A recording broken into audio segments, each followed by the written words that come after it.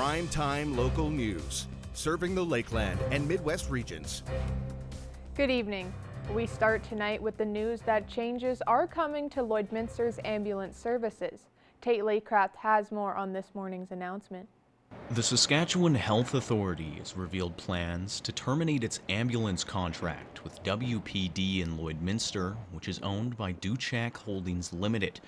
SHA says that the decision is a result of the operator's inability to meet contract obligations to provide 3 24-hour-per-day ambulances in the city. The shortcoming has created a reliance on ambulances from other communities, resulting in longer wait times. Paul Richer is the chair of Lloydminster and District's Health Advisory Council. He says such delays could have grave consequences. It's been documented that, if you come in from Maidstone, because we're short of cars in Lloydminster, because the contractor can't even service the amount of vehicles that were asked for, never mind being short, in busy times, that becomes critical and sometimes life and death. SHA believes that no deaths have come from the delays and adds that the issues have nothing to do with quality of service from paramedics.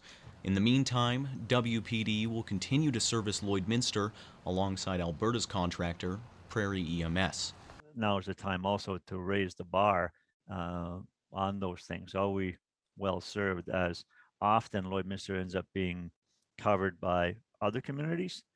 I believe it's time that Lloydminster truly is a regional center and actually supports the smaller communities. Owner of WPD Ambulance, Walter Duchak, did not respond to PTLN's request for comment, though he could appeal the motion itself in the coming days.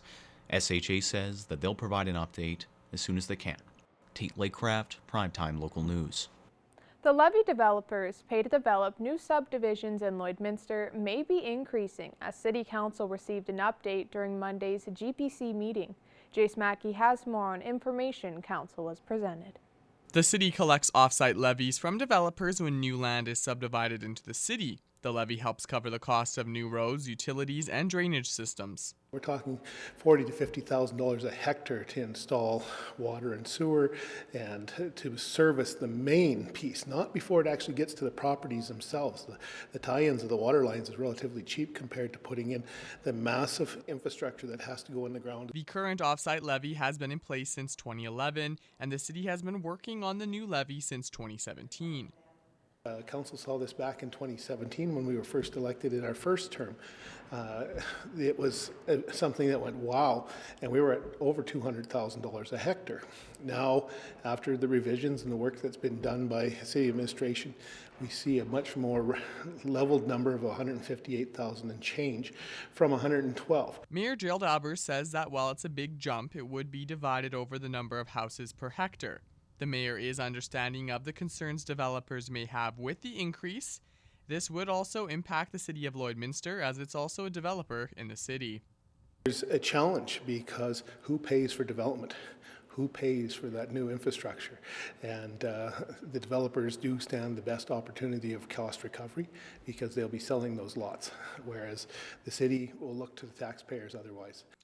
Administration will bring this item back before council for first reading on Monday. Then final consultations will take place with developers before the second and final readings expected for late November. The goal of council is to find a realistic and fair charge. Those rates have not moved since 2011. So in the last 10 years, you tell me anything that's got cheaper. For Primetime Local News, I'm Jace Mackey. In this week's Beyond the Classroom, we take a look at the Lloydminster Catholic School Division's Basketball Academy and the benefits for younger students. I was like, oh my gosh, they're doing a basketball program. I have to do this.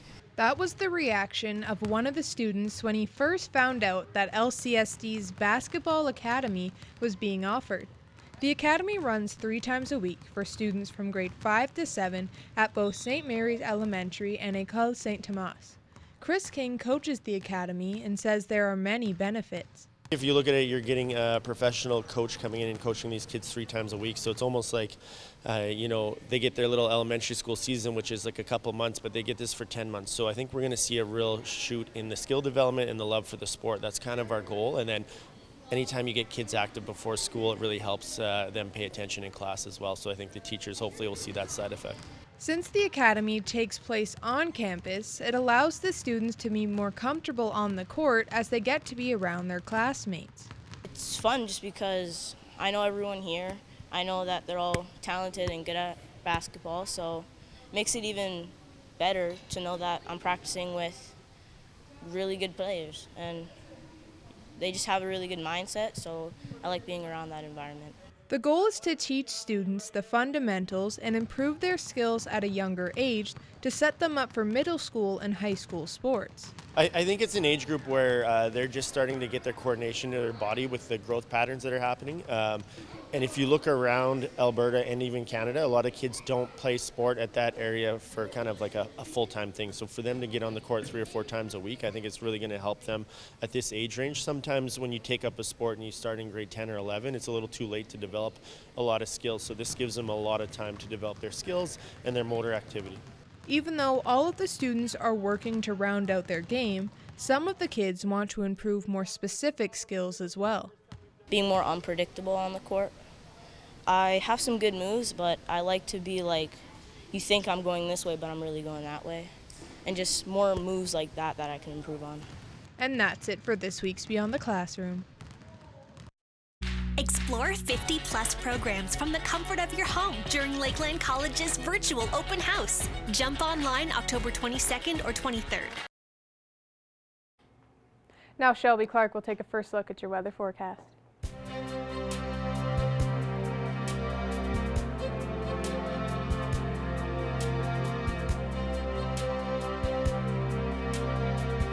Thanks so much, Jess. Now taking a first look at your weather forecast for here in the border city, we are sitting at 9 degrees with a mix of some sun and cloud there. So we are still seeing some more sun in the sky there. It was a bit cooler earlier on, as it will be as we're heading into the winter season, but it did warm up quite a bit with the sun peeking more behind those clouds, so it still is a beautiful fall day in my eyes. Switching over to temperatures across the region for Alberta and Saskatchewan, most on the Alberta side are seeing some warmer temperatures today. Most are sitting at that 11-degree point right there. Cold Lake and Bonnyville are at 10 degrees, while Vegreville's slightly warmer at 13 as well in Wainwright, well, now 12 degrees, and most are sitting at that 11-degree point. But as we switch over to the Saskatchewan side here, they are seeing some slightly cooler temperatures. 7 degrees in Isle Cross, Maidstone, and North Battleford. 8 degrees in Green Lake as well as in St. Walburg. 10 degrees in Meadow Lake and Macklin. Pearson is sitting at 9 degrees while North Battleford is at 7 degrees. And speaking of North Battleford, overnight they will be going down to a low of -6 overnight with more clear skies.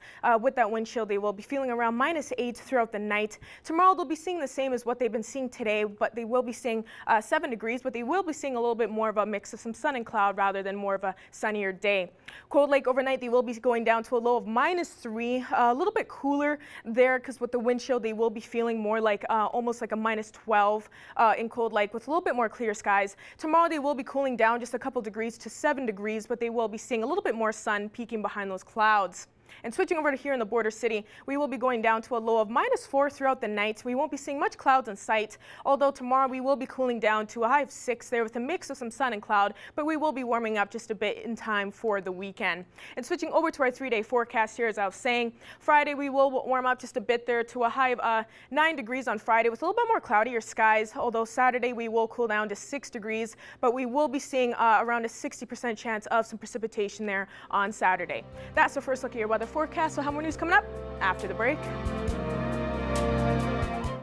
Josh Howrlack is joined by Joanne McLean to get the details on her new book, Bloodmark, which was released yesterday. Today, I'm joined by Joanne McLean to talk about her new book, Bloodmark, that came out yesterday. So to start, would you be able to tell me a little bit about the book? Absolutely. Bloodmark is the story of Jane Walker. Jane is born with a string of blood red birthmarks around her body that define a lot of her childhood. So she's ostracized and she is bullied. And so she is absolutely thrilled when, as an adult, one by one, these birthmarks start to disappear. That is, until she finds out that she's being stalked by a killer. And those marks are the only thing that keep her from him. And so then what were some of the inspirations or what gave you some of the ideas for this book? The idea for the story came up from, initially it was the opening scene from a show called Blind Spot, where a woman is dumped in a duffel bag in Times Square and the police think it's a bomb, and they open this duffel bag and out pops this woman, and she is tattooed from the neck down and doesn't remember where she got the tattoos from or how she got them or why she has them. And that got my mind ticking. And so that was the start of it. And then I wove in issues of beauty and family to turn it into a very dark, mysterious, paranormal thriller. And so how long were you initially writing this book, between initially starting and then editing to the finish? This one's been well over a year. It's taken a while. COVID slowed me down. I had a couple of months where I had difficulty concentrating on being creative, but the story came to me in layers. So I had the initial idea, or the initial inspiration, back when I saw that first scene, which was a few years ago, and then the ideas just started trickling in. So it takes a while to get the whole story idea down, but once it's down, you start to write. Once I start to write, it's about a year from start to finish, including about 3 or 4 months of editing. And so you had mentioned that COVID did have some impacts on your writing. How did it affect you? I'm full-time writing, so I've always been full-time writing. It's that the enormity of it really shocked me.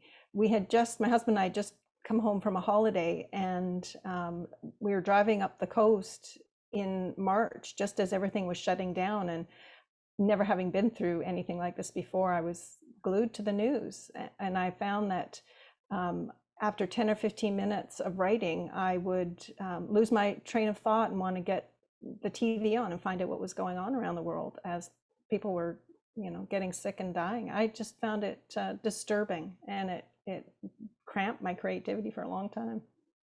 And so then will there be more books to come out as a part of the series for this one? I certainly hope so. I've started on an outline for the second book in the series. There are lots of avenues I still can explore with these characters and with this particular plot line. And so, yes, there will definitely be a second. Whether there's a third, I'm not yet sure. I won't know until I'm about halfway through the second, but it looks promising.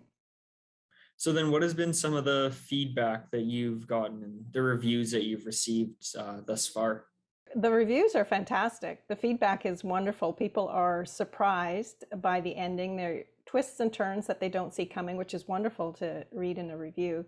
And people are calling it anything from a paranormal, supernatural, mystery, even romance. There's very little romance in it, but some people are finding that quite appealing. So I'm loving the reviews that are coming in on it. Then I guess, what would you sort of maybe characterize the book as? Would it be like a drama thriller, or then what's sort of your target demographic for this book? I would say my definition is a supernatural thriller. So I think it appeals to people who like thrillers with a little bit something different in it. And I think it also appeals to anyone who likes the supernatural or paranormal. Urban fantasy is what my first series was. And this is tightly related to that, closely related to that. That's all the questions I have. Is there anything else that you'd like to add about the book? Yes, if anyone wants to read the first chapter, it's available on my website for download in PDF form at jpmcleanauthor.com. That's great. Thank you for taking the time. Now here are your stock market prices for today.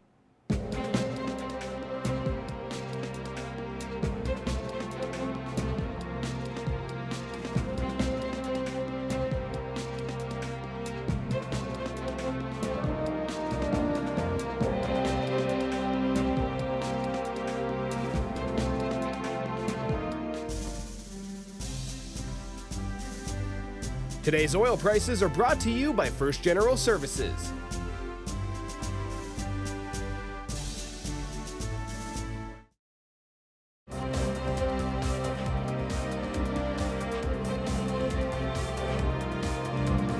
G3, a Canadian grain company, opened 6 elevators in Alberta over the past 2 years. They couldn't host any grand openings and instead donated the saved expenses back into the community. Jillian Code has more.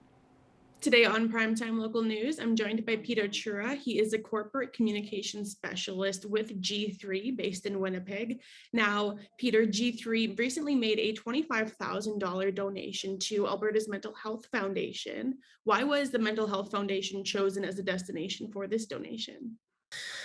Well, we decided after we'd been opening facilities in Alberta for the last couple of years. We have 6 in the province now, and that time period sort of coincided with the pandemic. So the grand opening events that we would normally have at each of those facilities, where we invite the public and we have a big opening event, we couldn't do that for obvious reasons. So we got to the point where, okay, we're not going to do that. Probably not going to do it anytime soon. So we decided to divert the funds from what would have been those grand opening events to something to support the community in different ways during this difficult time. And we had already reached out in some of our other donations over the last couple of years to the Canadian Mental Health Organization, to some other mental health organizations throughout the country. So we thought, well, we'll do the same thing in Alberta. We know it's been a difficult time for everyone. It's been a time of great stress on families, on individuals, and we know that there's a need out there for mental health services. So we were happy to be able to support our Alberta neighbors and our Alberta customers in that way. Yeah, absolutely. And G3 opened multiple elevators across multiple provinces. Is there a similar donation plan for other provinces as well? Well, the mental health donation that we made in lieu of the grand openings at our Alberta facilities is actually just one of a couple that we're going to make. So stay tuned. We'll be announcing another one next week, another Alberta charity that's going to be supported from the same funding. And just the other day, we announced a similar donation in Swift Current, Saskatchewan, because that facility also opened recently and wasn't able to have a grand opening facility. So we donated $10,000 to the Hospital Foundation in that area to support healthcare for those communities.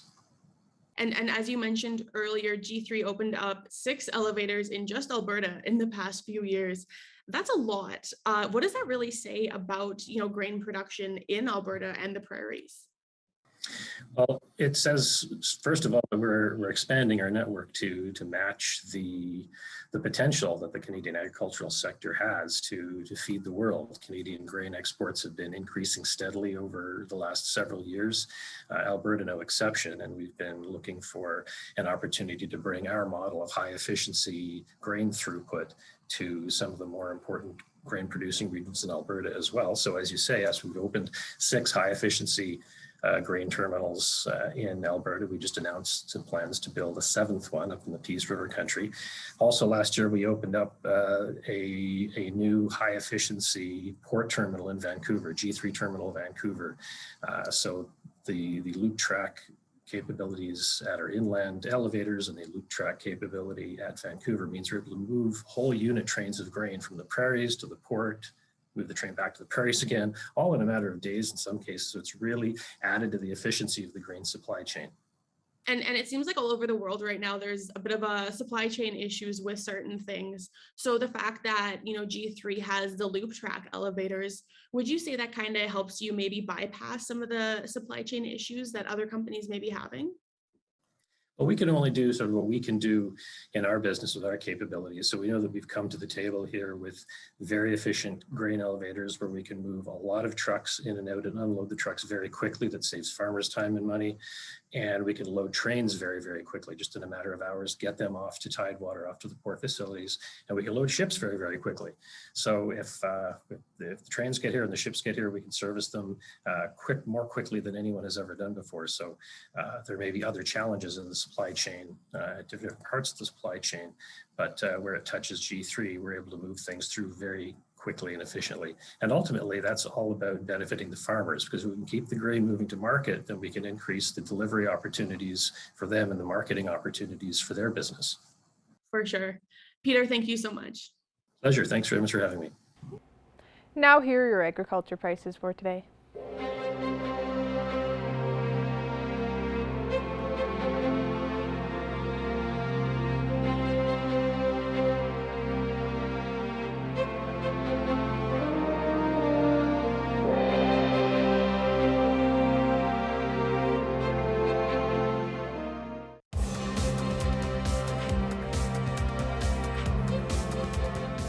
Now taking a look at sports, the next games on tap for the Wheatland Football League will be the first round of playoffs.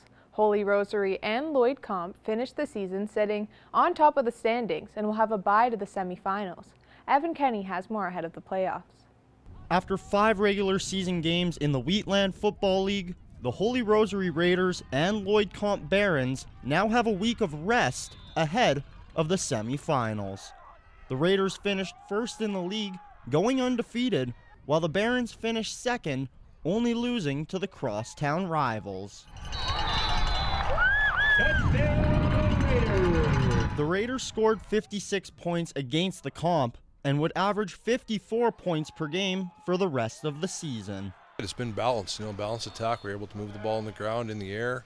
We've got some good skill guys, and nothing happens unless your offensive line is doing a job, and we're really proud of the kids that have stepped up this year, and they're doing a fantastic job there. I gotta run hard, and honestly, nothing without the line. They're great at blocking and doing their job, and without them, I wouldn't be able to get half the yards I get. Can't break out and stuff without them. On the other side of the ball, the Raiders haven't allowed a point against, let alone a touchdown, since the opening weekend. Yeah, they're aggressive and they want to hit. They see the guy they're going to hit, they're not going to back off, they're just going to go right at him. Well, they've taken it upon themselves to really work hard as a unit, and they've taken a lot of pride in the zeros on the scoreboard. And teams have come close, but boys have a little bit of luck to go along with the skill they're showing on the field for sure. Yeah, you want to keep things going. If all things work out, then we've got 5 football games left, and that's where we want to be. Round 1 of playoffs will take place this Friday with matchups between Bonnyville and St. Paul and Wainwright versus Cold Lake. Evan Kenny, Primetime Local Sports. Now Shelby Clark will take a second look at your Wednesday weather.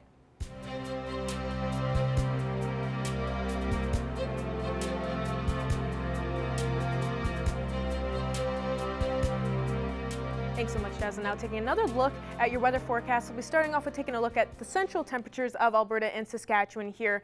10 degrees in Jasper and Rocky Mountain House, while Whitecourt and Athabasca are a bit warmer at 12 degrees, while Edson is the coolest at that 8-degree mark, and Red Deer is right in the middle there at 11 degrees. And switching over to the Saskatchewan side here, looking a little bit cooler in most spots. Meanwhile, Cold Lake and Meadow Lake are around the same at that 10-degree mark. 7 degrees in North Battleford, Prince Albert, and Saskatoon, while Melfort is at 6 degrees. And as we switch over to our northern region of the provinces, they are seeing cooler temperatures as usual here.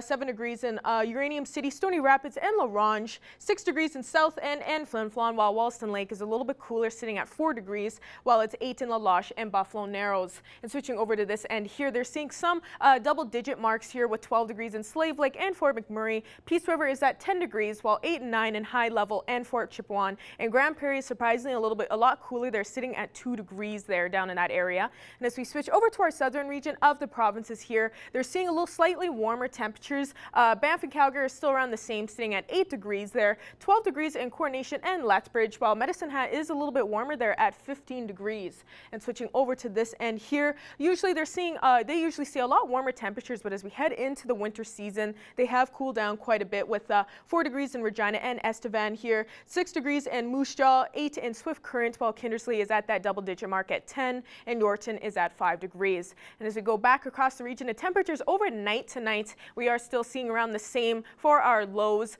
Meadow Lake will be seeing the coolest with a low of -7. Isla Crosse is still keeping up that same track with a low of -1 throughout their night, so seeing a little bit warmer there. Pierceland will be seeing a low of -4, while it will be a low of -5 in Paradise Hill. A low of -6 in Murnum and Unity, while the rest will be seeing a low of -3 throughout the night. And most spots will be seeing clear skies, but some will be seeing a couple clouds in sight, while Wainwright, Unity, and Isla Crosse will be seeing a lot more cloudier skies throughout the night. And as we head into throughout the night to temperatures tomorrow across the region, we will be cooling down in most spots compared to what we've been seeing today, ranging from around 6 to 8 degrees in most spots. Provost and Wainwright will be seeing a little bit warmer at 10 degrees, while Edmonton and Macklin will be seeing the warmest at 11 and 12 tomorrow, but we mostly will all be seeing a mixture of some sun and cloud.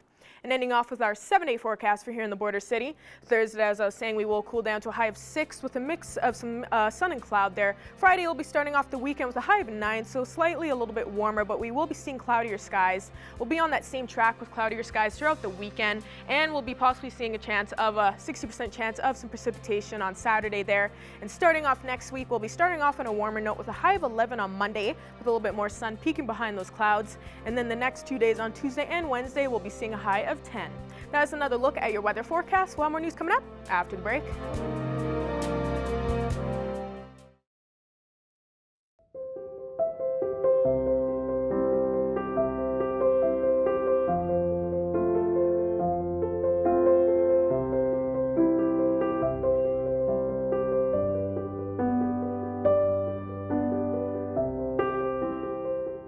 Stephanie Dobson is back with us this week. Stephanie is a lawyer and mediator at Hanka Divorce Law and Mediation here in Lloydminster. And we're back for another episode of Healthy, Thriving Families in Two Homes. And Stephanie, this week we're going to be talking about Halloween, which normally people don't think too much about. But if you are a couple that has children, and you share support, it could be a contentious issue, really, especially falling on a weekend, which it does this time. So let's talk about how to figure out sharing Halloween celebrations between parents. Sure, you're absolutely right, Stacey. There's lots of times where this actually can be come a great deal of conflict, and it depends on the situation as to the importance that families or parents place on the particular holiday as to likely the amount of conflict that will arise. So if separated or divorced parents do feel that it's important to somehow share this particular holiday, here's a few ideas for the sharing of the actual October 31st, the day of Halloween itself. Number one, the parents could decide to alternate years. So this year, one parent has the children for that particular day, and the next year, the next parent has the kids. Now, some parents may say, no, but I want the kids, and each year I want to see them. So you might decide that you're going to split that day. Some parents that I meet with will say each parent will have at least 2 hours of costume time with the children in each day. And of course, it depends if it's a weekday or weekend, can sometimes impact that amount of time. Or you can look at it from the kids' viewpoint and say that both parents will be able to join in on the kid-type celebrations. And of course, that's age dependent as to what they'll be able to do. Or if parents don't want to plan so far ahead, they might say, well, I can't figure out what I'm doing next week, much less every year at Halloween. So you may want to add a degree of flexibility and just say by October 1st in every year, we agree that we'll talk about what's going to happen on Halloween day. Now, just one more added consideration, you may want to think of Halloween as more than just October 31st, the day, and think of Halloween parties or school dress-up day or the act of trick-or-treating itself, or there might be other celebrations that go along with Halloween, and decide on how you're going to share more broadly the Halloween celebrations. What about when it comes to costumes? Because parents can have radically different views on what's appropriate for a costume. So how do you work that out when going through the separation and divorce process, and especially if you don't agree on what costumes your children should be wearing? Well, you're absolutely right. So there's a degree of appropriateness there, and there's so many considerations with respect to costumes. It can really become a sore point between parents. So let's first talk about costume selection. So you talked about appropriateness, but there's also, kids often will want to decide on what they want to be for Halloween or what costume they want. And so will parents, you might want to come to agreement with if parents want to decide that will have a voice in the costume choice, or if they want to leave that specifically up to the children. Let's next talk about budgets. Now, Halloween costumes, I can't believe every year I look at the prices of these Halloween costumes and I think I give my children a budget most definitely. But Halloween costumes are not necessarily a Section 7, a special expense, but parents may want to decide on how they're going to share the price of these costumes. Now, for my kids, I know I always say 1 year you can buy a costume, the next year it's going to be a DIY costume or a reused costume, because it's just, again, especially when you're in two homes, your budgets are often tighter, and you may want to consider those for Halloween. Now, lastly, I encourage you to make a plan as to the actual dressing up of those kiddos. Now, there's more than one day that often that they will dress up, but this sort of relates back to tip number 1 of who's going to get to do the dressing up and who's going to get to be there to see the kids in their costumes. What about when it comes to guidelines? Because again, there could be things that are different in each home when it comes to curfew or how much candy they get, that sort of thing. So how do you deal with that? Well, for most kids, Halloween is about 3 things: candy, candy, and more candy. Right. And so sometimes parents have differing views of what that is going to look like, and what those guidelines are going to be in each of the homes. I do encourage parents to talk with as much detail as possible to make sure that they're on the same page as much as possible. So first thing, you talked about curfew. So if your kids are old enough to go out by themselves or without the parents, you may want to come to an agreement as to what the curfew is going to be for Halloween, or for Halloween celebrations more generally. Is that going to be just the on-duty parent, whoever has the children at that time, is going to make the decision, or is that something that the parents decide together? Secondly, candy. So my kids have learned from a young age they get to keep about 10% of the candy that they get from trick-or-treating. But for them, it's more about the act of actually going house to house that's the fun part for them, and seeing their friends and going around with their friends, as opposed to the actual consumption of candy. But every family is a little bit different, so try to come up with some guidelines as to what that's going to look like in each home. Lastly, I have to mention it because we're in the middle of a pandemic, or in our whatever number of wave we're in. So COVID, it's always important to take those COVID precautions when you're going out trick-or-treating. There's lots of resources online about how to have COVID-safe Halloween. But what I find with separated and divorced parents is that often they have differing views about COVID safety or COVID protocols that they take in their home.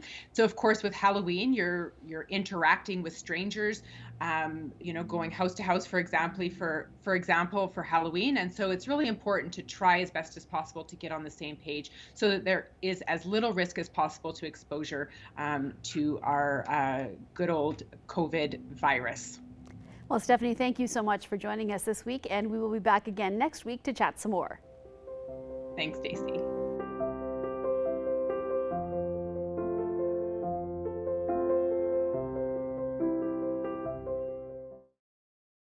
You are always in my mind, always in my heart, always the one that waits for me in my dreams. You are.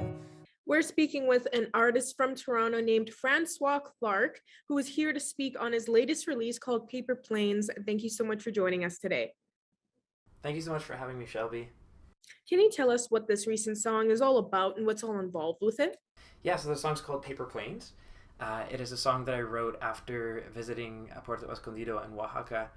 The song is inspired by the little town itself, and I was just sitting on the beach one evening there, and it was golden hour as the sun was going down, and I had this idea of writing a little cinematic song about just telling a story about two lovers that's kind of alone in a beach town, and they're kind of lost in the world, and time doesn't exist. And I just kind of went from there, and that kind of dictated the production of the song and everything. Now, with you being a soul pop and R&B artist, you've had many accomplishments in your past. Have you seen that same support for this release that you've seen in your previous work? It's been, it's only been, I think it's been now a week, or maybe a little bit over a week that the song has been out, and the support's been really great. There's definitely, a couple fans that's always been there and has always supported the music. And I have a wonderful publicist that I'm working with that's just really helped the process as well. So the song has been received fairly well in the past week and a half, and we'll see what the rest of the world thinks. For fans and viewers who haven't seen the new music video yet, what can they expect to see that you'd like to share? It is, again, like I mentioned before, it's quite cinematic. It's a widescreen music video, and it kind of just goes between two shots. Some of the shots is a couple on the beach and in the streets, kind of just telling the story of what's happening in the lyrics, and then also a performance of me on this really old harmonium pump organ, and then two violin players and a cello player in a beautiful warehouse in Hamilton, Now, is there some insight that you've gained with how your journey has been throughout this pandemic, especially to now releasing this new single? The pandemic was kind of a blessing in disguise for sure, because it kind of allowed for being able to sit behind the piano and do a lot of writing without having these external things just vying for your attention all the time. So it's been really, really nice to be able to write the record that's coming out in April during this time, and then, like a little bit of just creative freedom as a result of that free time, shall we call it. Is there a type of message that you're hoping your fans will get after listening to the song Paper Planes? I think overall that this song and also the rest of the album is kind of like an escapist album. So just providing a piece of work that allows the listener some time to kind of escape from their everyday and sit back and relax, and definitely create a almost, I want to say meditative, but not all the songs on the record is chill, but especially this song, it definitely has, it's a lower tempo, like a mid-tempo song. Production is not too busy, just providing the listener a little bit of a relaxing 3 minutes. For people wanting to check this out, where can they all access it online? The music is available on all streaming platforms, so whether you listen on Spotify or Tidal or Deezer, or iTunes Music, everything is available there. And you can find also just on my social media platforms, my handle is @FrancoisClark, and that's Clark with a K-L-A-R-K. Perfect. Well, once again, thank you so much for joining us today, Francois. Thank you so much, Shelby. I'm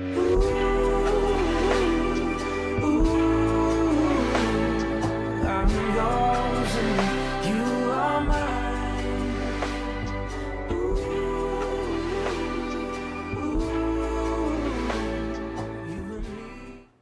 Thank you for joining us on Primetime Local News, and you can catch the second hour on CITL.